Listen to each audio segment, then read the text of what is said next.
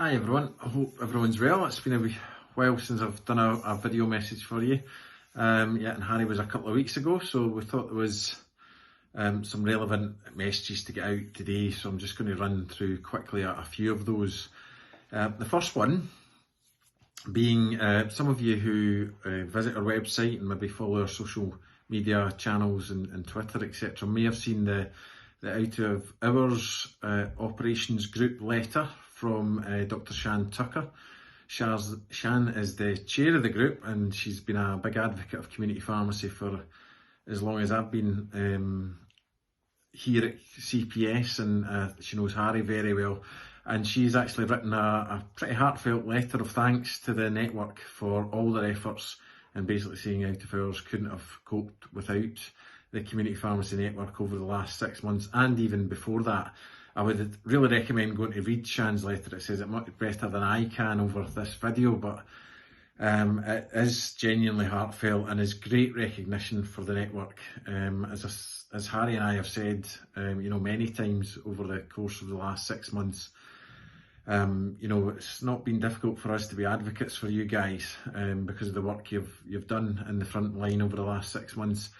And we've had plenty of words of thanks and support, but this really does demonstrate it in a genuine way, and Shan's went out of her way to actually express that thanks, and I think it'll be useful for you guys to read that, but a great recognition and well deserved. On current things, Pharmacy First, Harry has been working with Scottish Government Communications, and they've put together a series of videos which are going to the Bauer Media Group, and that's starting a campaign around Pharmacy First to increase awareness. The Bauer Media Group work alongside radio partners and include the likes of Radio Forth, Tay, North Sound, Clyde, amongst others, Kingdom I think as well. So they've got a reach of over 1 million people, 1 million listeners I believe. So Harry's been doing his radio bit for that and getting messages out about Pharmacy First. So that'll start next week. So if you're listening to your radios and you hear Harry's dulcet tones popping up on the radio, that's what it will be. So he's been working, as I say, with Scottish Government, and that's the type of activity that we were obviously looking for around Pharmacy First to promote that. We've been getting some initial data around what you guys have been doing in the front line, and we're seeing that week by week since the service has been introduced, the activity, the capture of advice and referrals, and indeed the items going out on the service are going up and up. So it seems to be that you're capturing the essence of the service, certainly if the data is anything to go by, and it looks as if it's going in the right direction. So this might help it along there. Another thing's the workforce survey, which you'll probably get out.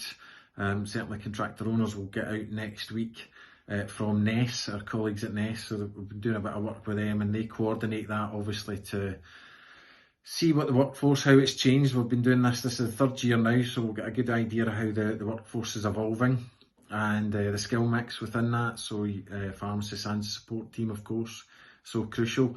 So that'll be coming out to you next week, and it's as part of the contract, really, as part of the quality improvement and patient safety work that that you fill this in and give NES the data so that we can pull that together and see how the workforce is changing. So yeah, that'll come out next week. You'll have a few weeks to do that, but yeah, as soon as it comes in, please have a look at it and get ready to fill that out again. That would be great, guys.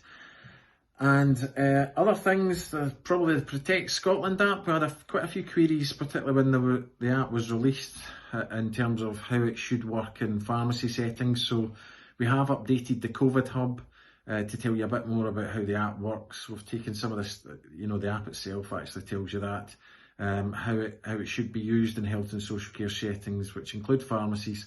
So we've got a bit of pharmacy specific advice in there for employers and for people in the teams about how, when to turn the app off or when to disable your Bluetooth, etc. So have a look at that, because that was certainly an area that we were getting a few questions on last week. So we thought it was worth updating the COVID hub in that respect.